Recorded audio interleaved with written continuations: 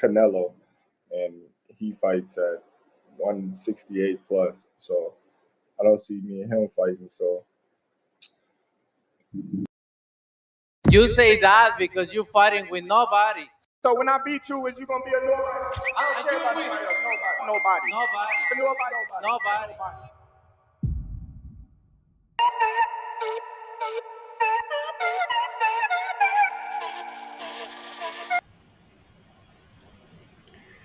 All right, y'all. So we are here. It's fight week. So let me go ahead and put my thoughts officially on wax for Saturday's fight. Let's just start with the facts, right, about each fighter. Okay, we're gonna start with Chucky, aka Canelo. He is 35 years old. He is 63, 2-2, with 39 knockouts. He is the IBF, the WBC, the WBO champion. He stands at about 5'7". He has a 70.5 arm reach.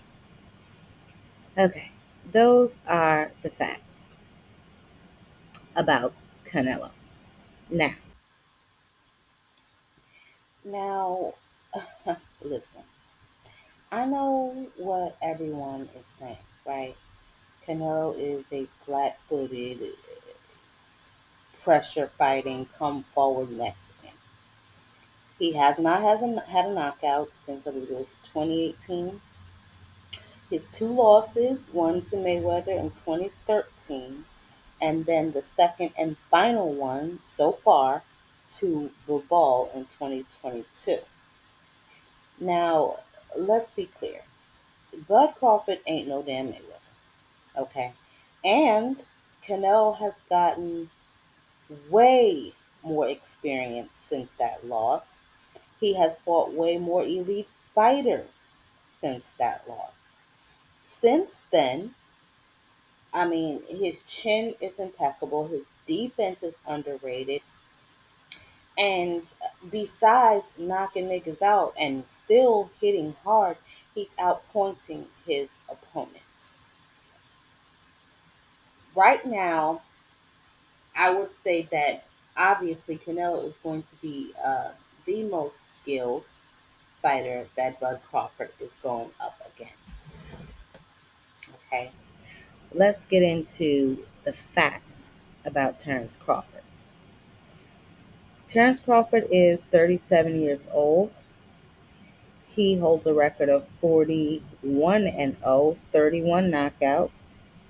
He is the WBA super light middleweight champion, and he has a 74-inch arm reach.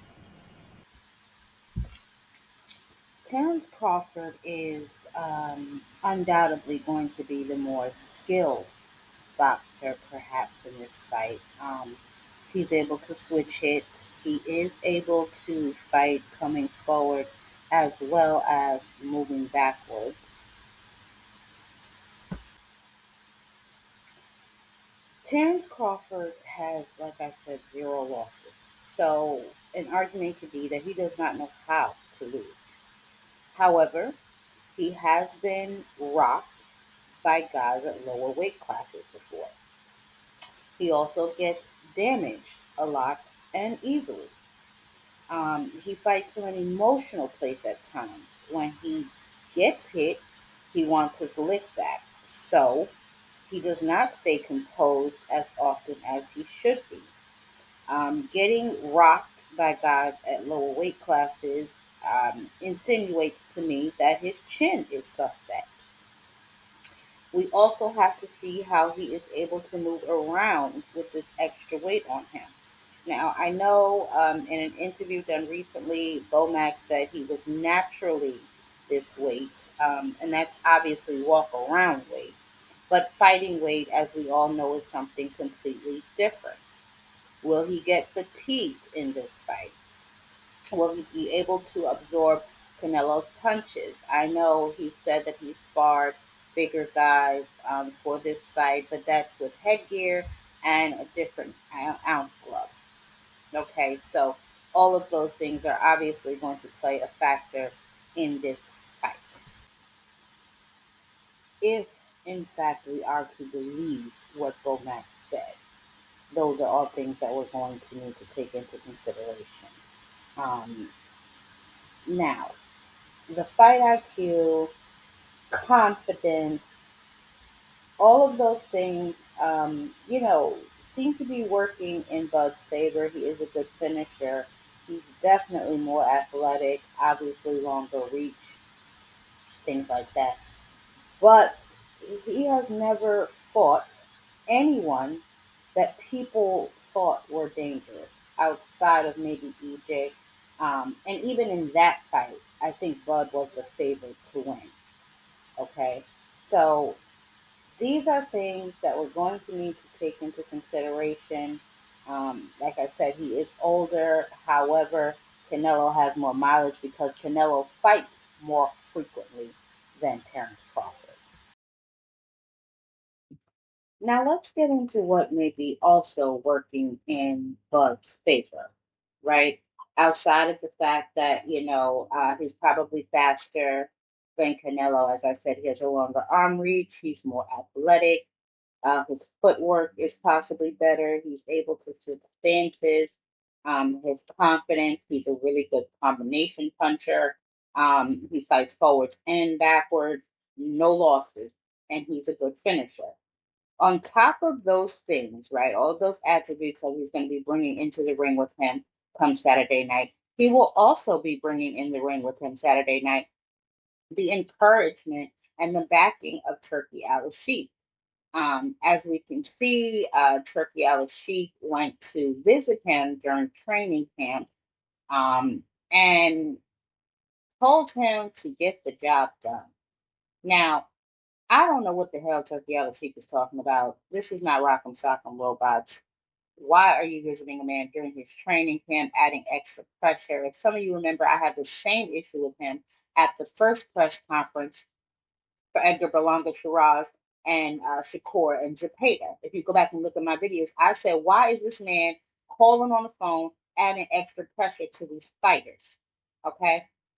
On top of that, why the hell is Bud doing all of this with gloves on? Anyway, now on to the fight and my expectations of that fight. Um, I know a lot of people think that it may be boring. I think that it will kind of take a roller coaster effect. I think maybe in the beginning round, Bud will kind of just be trying to fill Canelo out, um, you know, possibly see if he can take any hard punches. But I think Canelo is going to be smart in this fight. I think that he hears everything that people are saying about him. Canelo is the type of man that get up for fights. And I know people think he's been losing it, or they throw the William skull, they throw the way his legs is moving, and so on and so forth. But Canelo has been working on his footwork. We've seen that he had Yonel Hernandez, who is an Olympian. That boy is tough. He had Duran Boots Ennis. He's tough. Um, in the training camp with him, working on whatever it is that he feels he needs to strengthen for this particular fight. I see both of them working on body shots, which is good. But again, we're gonna see if Bud Crawford can take Canelo's shot. Bud Crawford is gonna have to get in there and try to get his respect from Canelo early. I don't think he will be able to hurt Canelo, but if he has respectable enough power that will force Canelo to continue to reset and then start to work his angles, he may have a good chance of winning. However, all of these things have to happen with Canelo virtually doing absolutely nothing, right? Because they're both good counterpunchers. Canelo's timing may be just a little bit better, and we know that, he punching.